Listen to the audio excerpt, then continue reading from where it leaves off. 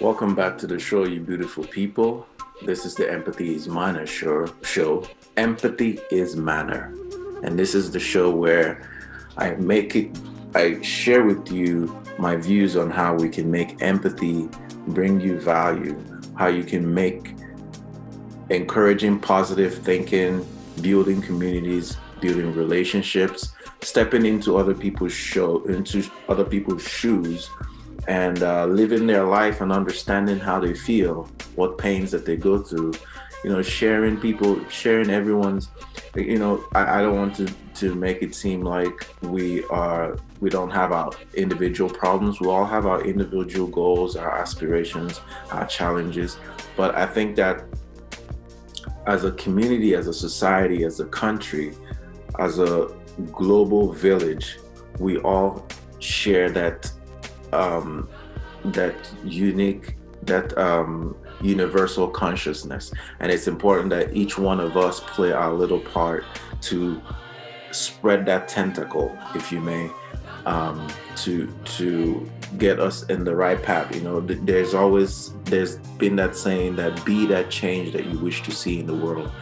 Be that if you want something, if you want a change, look at the man in the mirror. Start with the man in the mirror. So what am I trying to say here? If you want to see more love and empathy in the world, start with yourself. So moving right along, I want to, on that same note, how do we make empathy cool? How do we make money as empaths? Today, I want to share with you the idea that empathy is a trend. We went through decades of what seemed like chaos and a lot of competition and people trying to one-up each other. But I want to say within the past 10 years, I've noticed what seemed to be a trend in community building and people starting to realize that we all need each other in this journey. It may not seem that way, though, when you watch the media. It may seem that there's more chaos than usual, more divisiveness. I hear that a lot from people. There's this general fear, doubt, and uncertainty. But I also want to encourage you guys with this video that,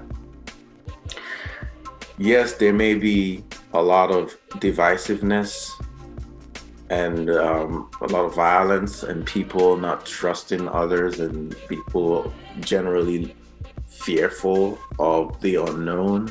But I want to encourage you that empathy is the way out. Empathy and considering your neighbor and how they feel, considering their struggles, sharing your knowledge, that's the way out. That said, I want to encourage you to be empath and be faithful and strong in your resolve to share empathy in the world like I have. Let's move on. I'm gonna go right into something that I want to talk about, which is in the space of NFTs, non-fungible tokens.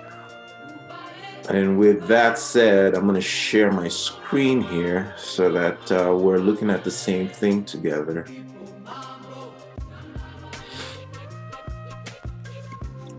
So with NFTs, I have created, first of all, let's look up what are NFTs. How about we start there? Because let's start there. I hope you guys are having a wonderful day. What are NFTs? I don't like this screen that I'm using. I'm gonna stop sharing this one. I'll share a different browser with less junk on it. How about that? I've got too much stuff on the other one.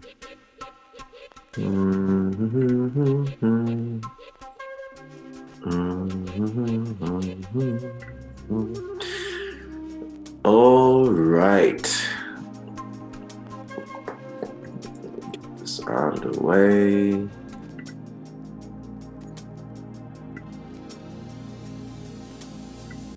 This thing is okay. What are NFTs? What are NFTs? That's what I was trying to do. What are NFTs?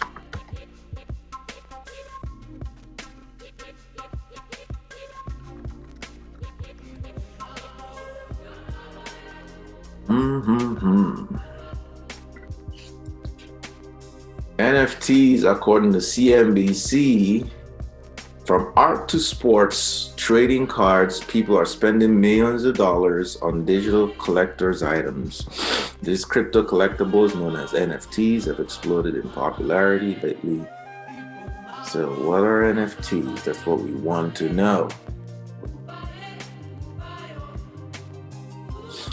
NFTs are non-fungible tokens, meaning you couldn't exchange one NFT for another.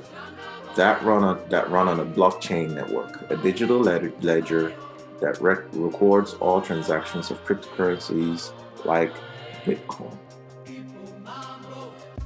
It's allowing content creators to actually own the property rights for what they create, which allows them to profit from it in different ways, which they can't do with physical art.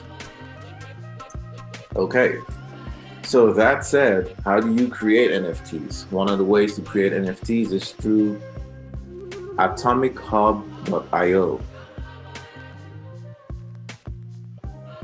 All right, so I went to atomichub.io. I've already taken the liberty of creating a piece of art that I really like. It's I'm going to show it to you, but let's go through this website here. So it seems like when you go to atomichub.io, you're first presented with this page here, and I believe this is where you connect. Yeah, let me see. Let's type this again because I need some type of. Okay, just select EOS mainnet. EOS mainnet, and it brings you to the page here where you have to create an account, I believe. I'm going to go through that process. Creating an account, it says login. I don't have one, so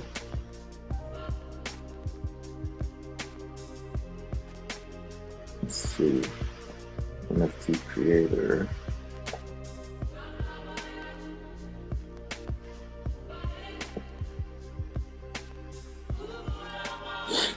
Okay.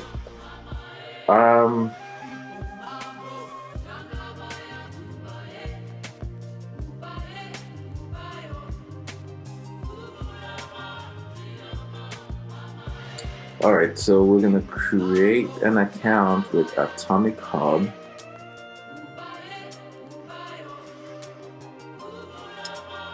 This website, they really need to have a little bit more of a tutorial on here.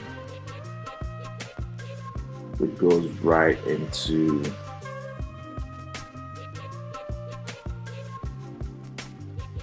Wax Cloud Wallet. I don't have a Wax Cloud Wallet. I'm assuming that you need to set up a Wax Cloud Wallet to use this. Anyway, that's it. So I'm going to do this at a later time because actually I thought I could take you guys along while I worked on it or while I set up my own account. But Atomic Hub, just like Rarible, is one of those platforms that you can go on there and create I gotta make sure I'm not cutting my head off from the image, where you can go on there and create an NFT and post it live and publish it for people to purchase it from you. And you can make money by creating art. There's so many things that you can do with NFTs in coming videos, because this video is actually taking a little longer than I wanted to. I'm gonna stop sharing my screen here and go right back to recording. Just so you know what NFTs are and what you can do with them. And That way you can at a later time revisit NFTs.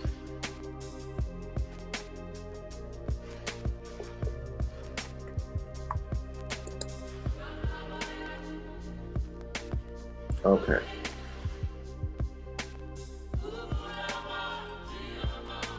NFTs. Fungibility is the interchangeability of a good or asset with other specific goods or assets of the same type, simplifying trade and exchange process.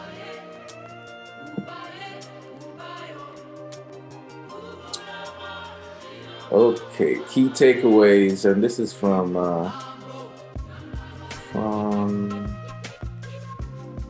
I'm not about to share my screen again because I want to take you guys along.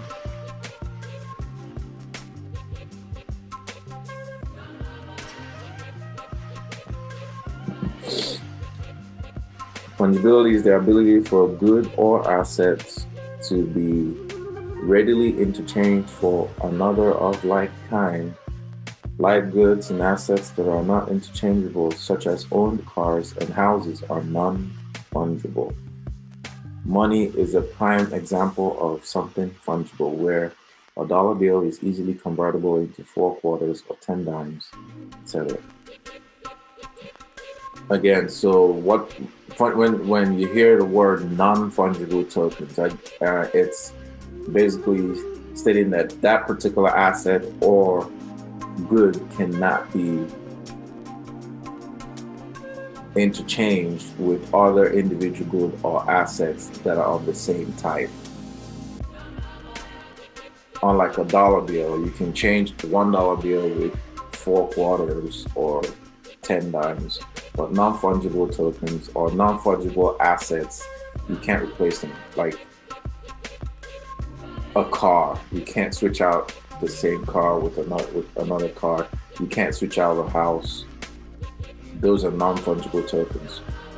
So those are non-fungible assets. So when you talk about non-fungible tokens, that's when you digitize non-fungible tokens, like a house. So understanding fungibility. Fungibility implies that two things are identical in specification where individual units can be mutually substituted. For example, specific grades of commodities such as number 2 yellow corn are fungible because it does not matter where the corn was grown. All corn designated as number 2 yellow corn is worth the same amount. Commodities, common shares, options, and dollar bills are all examples of fungible goods. All right, so now we know what fungible and non-fungible means. So now let's go and figure out what non-fungible tokens and how we can make money, which is the best part. Non-fungible tokens, what does that mean?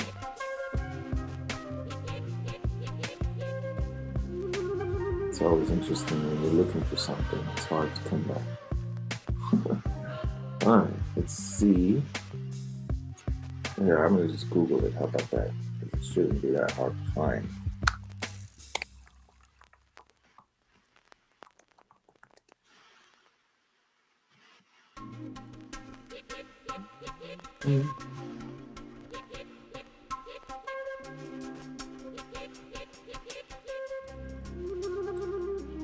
Okay, let's use CoinDesk. I like CoinDesk. They're pretty up to date, run by a good company. Non-fungible tokens, NFT, are digital assets that represent a wide range of unique, tangible, and intangible items, from collectible sports cards to virtual real estate and even digital sneakers. One of the main benefits of owning a digital collectible versus a physical collectible like a Pokemon card or rare minted coin is that each NFT contains distinguishing information that make it both distinct from any other NFT and easily verifiable. This makes the creation and circulation of fake collectibles pointless because each item can be traced back to the original issuer. So basically, it sounds like once you digitize a non-fungible token, it becomes difficult to create fake ones because the original or the authentic version has already been entered into the blockchain, which is a ledger that's open to the public and immutable, cannot be changed. Unlike regular cryptocurrencies, NFTs cannot be directly exchanged with one another. This is because no two NFTs are identical, even those that exist on the same platform, game, or in the same collection. Think of them as festival tickets. Each ticket contains specific information, including the purchaser's name, the date of the event, and the venue. This data makes it impossible for festival tickets to be traded with one another. The vast majority of NFT tokens were built using one of two Ethereum token standards, ERC 721 and ERC 1155, blueprints created by Ethereum that enable software developers to easily deploy NFTs and ensure they are compatible with the broader ecosystem, including exchanges and wallet services like MetaMask and MyEtherWallet. EOS, NEO, and Tron have also released their own NFT token standards to encourage developers to build and host NFTs on their blockchain networks. This is really cool. So there's been originally the NFTs that were, the ability to create NFTs was unique to the Ethereum blockchain. But recently, if you've been paying attention to the fees, gas fees, skyrocketing gas fees has been a huge challenge for the Ethereum blockchain. I know that the good friends, good developers behind that blockchain are working feverishly to fix the high and expensive fees of Ethereum. But while they're working on it, some other blockchains have stepped up, including EOS, NEO, and Tron, to help some of us not wealthy folks be able to trade, create trade, and such NFTs on their blockchain. This is great. Other key characteristics of NFTs include non-interoperable, which means a CryptoPunk cannot be used as a character on the CryptoKitties game or vice versa. This goes for collectibles such as trading cards too. The Blockchain Heroes card cannot be played on the Buds Unchained trading card game. Okay, that's interesting. So an NFT created on a certain blockchain or a certain platform cannot be used on a different blockchain. Okay. NFTs are indivisible. NFTs cannot be divided into small denominations like Bitcoin Satoshis. They exist exclusively as a whole item. NFTs are indestructible because all NFT data is stored on the blockchain via smart contracts. Each token cannot be destroyed, removed, or replicated. Ownership of these tokens is also immutable, which means gamers and collectors actually possess their NFTs, not the companies that create them. This contrasts with buying things like music from the iTunes store, where users don't actually own what they are buying. They just purchase the license to listen to the music. That's interesting. So NFTs can be like iTunes music, like digital work. You basically like Audible books, even though I've always had an issue with that, because if you've paid for this item, I feel like I own it and I should be able to move it. It should be interoperable. I should be able to move it from platform to the next. I kind of believe that might become a feature in the future, where they make it easier for you to transfer CryptoPunk and use it on CryptoKitties. Or, just like you have purchased an audiobook from Audible, you should be able to move that same book to a different platform without having to repurchase or pay an additional fee. You already Anyway, that's on it. But here we're reading that NFTs are indestructible and ownership of these tokens is immutable, which means that gamers and collectors actually possess their NFTs, not the companies that create them. Oh, so let me get it right.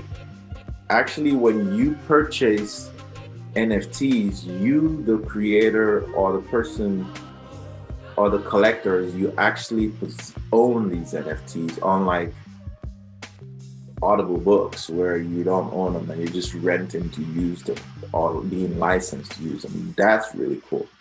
NFTs are verifiable. Another benefit of storing historical ownership data on the blockchain is that items such as digital artwork can be traced back to the original creator, which allows pieces to be authenticated without the need for third-party verification.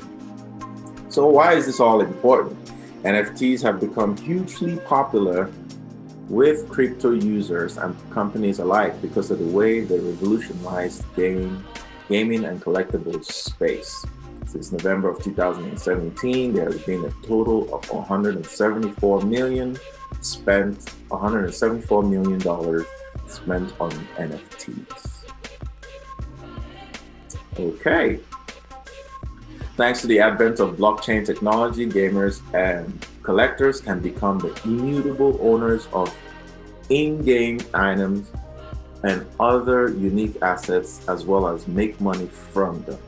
In some cases, players have the ability to create and monetize structures like casinos and theme parks in virtual worlds such as the Sandbox and Decentraland. I haven't tried out any one of those two, but it'll be interesting. They can also sell individual digital items that they accrue during gameplay, such as costumes, avatars, and in-game currency on the secondary market. For artists, being able to sell artwork in digital form directly to a global audience of buyers without using an auction house or gallery allows them to keep a significantly greater portion of the profits they make from the sales. Royalties can also be programmed into digital artwork so that the creator receives a percentage of sales profits each time their artwork is sold to a new owner. Wow, that's great. This rewards artists and eliminates middlemen. I've always had issues with, I feel like I'm listing a whole bunch of things that I'm having issues with, but middlemen ruin it. William Shatner, best known as Captain Kirk from Star Trek, ventured into digital collectibles in 2020 and issued 90,000 digital cards on the Wax blockchain, showcasing various images of himself. Each card was initially sold for approximately $1 and now provides Shatner with passive royalty income every time one is resold. That's amazing. Wax blockchain, that must be the Atomic Hub. I'm gonna dive a little bit more into Atomic Hub, and I'll share with you guys next time. So why do they have value? Like all assets, supply and demand are the key market drivers for price. Due to the scarce nature of NFTs and the high demand for them from gamers, collectors, and investors, people are often prepared to pay a lot of money for them. Some NFTs also have the potential to make their owners a lot of money. For instance, one gamer on the Decentraland virtual land platform decided to purchase 64 lots and combine them into a single estate dubbed The Secrets of Satoshi's Tea Garden. It sold for $80,000 purely because of its desirable location and road access. Another investor parted with $222,000 to purchase a segment of a digital Monaco racing track in the F1 Delta Time game. The NFT representing the piece of digital track allows the owner to receive 5% dividends from all races that take place on it, including entry ticket fees. One of the most expensive NFTs, Dragon the Crypto Kitty, continues to be one of the most expensive NFTs in the space, valued at 600 ETH. The one-of-a-kind one-to-one race car from F1 Delta Time sold for 415.9 ETH in May of 2019. An NBA Top Shot digital collectible card of basketball star LeBron James sold for $100,000. An Axie named Angel from NFT-based game Axie Infinity sold for 300 ETH. All right, gentlemen and ladies, beautiful empath people out there, my wonderful audience, this is where I stop sharing. I like what I'm reading about NFTs. I'm going to dive even more deeper into that space because I want to look at how I can benefit from it and benefit you guys as well. It's been a pleasure. I'm going to go ahead and wrap this up. It's been great. Thank you all for listening. Welcome. And I encourage you guys to stay strong, be faithful, be empath, share love, spread love. And until next time, it's Namdi. See you guys. Stay blessed.